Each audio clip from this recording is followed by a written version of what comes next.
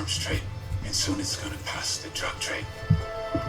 Because you can sell a bag of cocaine one time to the child 5 to 10 times a day. God's children are not for sale.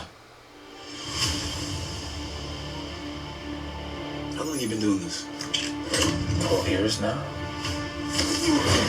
How many pedophiles you got? 288. How many kids you found?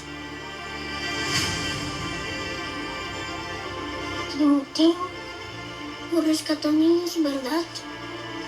¿Puedes ayudarme a encontrar a mi hermana? Te lo prometo. For Homeland Security, you know we can't go off rescuing Honduran kids in Colombia. Which means she'll disappear for good. Imagine walking into her room right now, seeing an empty bed.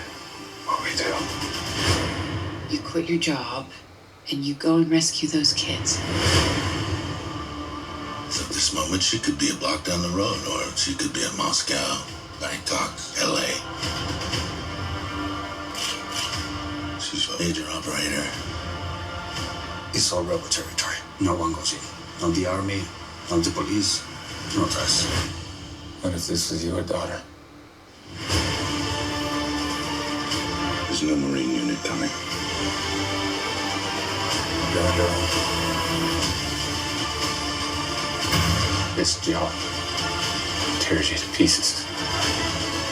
And this is my one chance to put those pieces back together. When God tells you what to do, you cannot hesitate.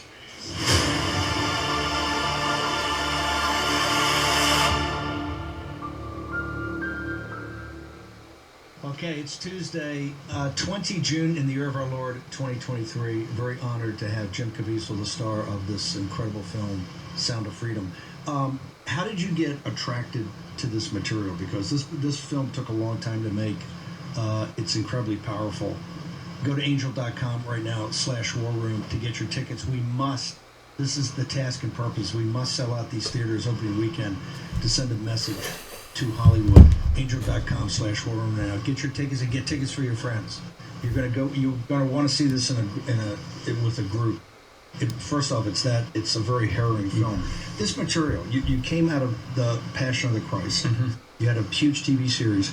What attracted you to Tim Ballard's story? Well, I have 3 adopted children, and from China, and I knew the dangers that were having to children globally. And then obviously the child trafficking in China. Just a lot of nefarious stuff going on. And then every time I do a film, I'm always working with agents all the time. So this would continually You're working with agents about everything. Trafficking of No, just like I'll be working homicide and trafficking would come up. I'm working with ATF, trafficking would come up.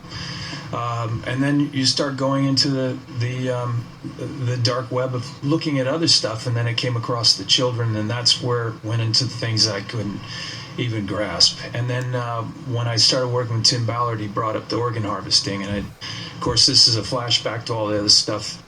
And so Tim was somebody that, so it's not only China. I also had my friends, tell me what organ harvesting guy he was, but they sent me the script.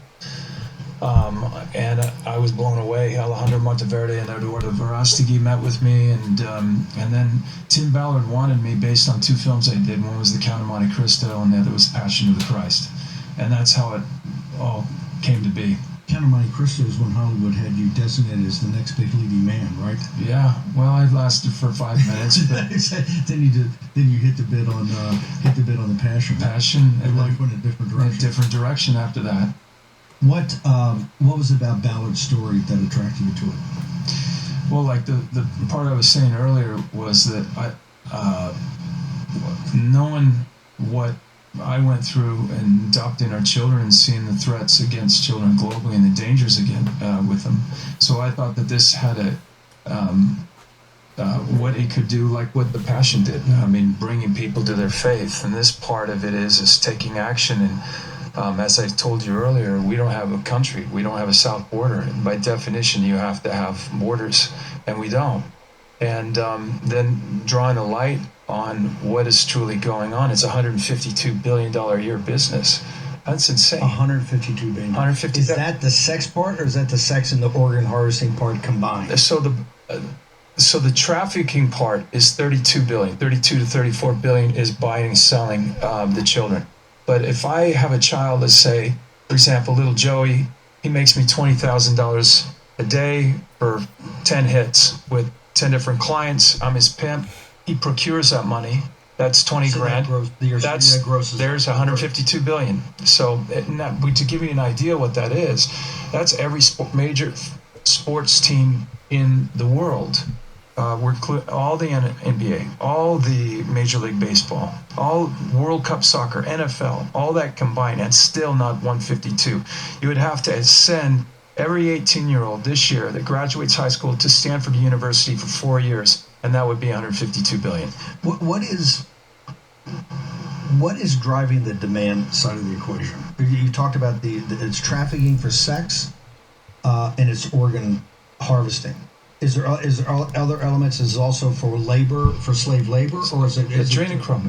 The whole adrenochrome empire. This is a big deal. It is listed under the NIH.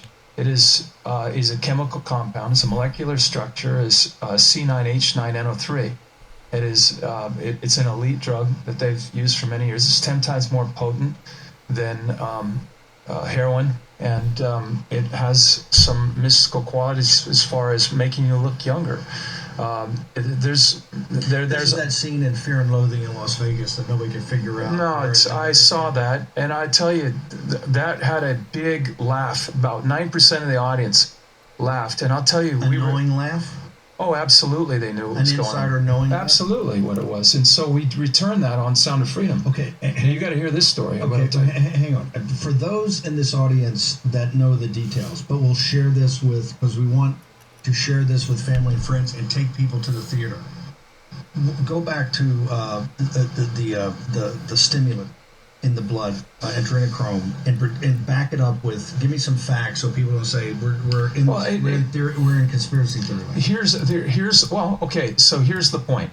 I don't believe that there's a Hunter Biden laptop. You know how I know that? Because for 2 years the media said there was no such thing. So there's none, but then there is now. And then for 7 years we learned that Trump's a Russian spy. For 7 years, well, you know he's a Russian spy, but then he's not. Well, that was about 80% of everything we heard from the media for the last 7 years. And suddenly I bring this up and you say, well, this is conspiracy theory. So we're back to this whole conspiracy theory thing with the media that's putting on, I had my career completely ransacked. I had no idea what I was stepping on. But every doctor that talked about... But you had your career ransacked before this. You had your career ransacked. Yeah, but this was a bridge too far for them. When you were Count of Monte Cristo, they were saying you're the next big leading man in Hollywood. Then you did Passion of the Christ. That in and of itself took your career off track, correct? Yes, it did, absolutely. I was taken off the list. The moment I took that film, I was taken off the list.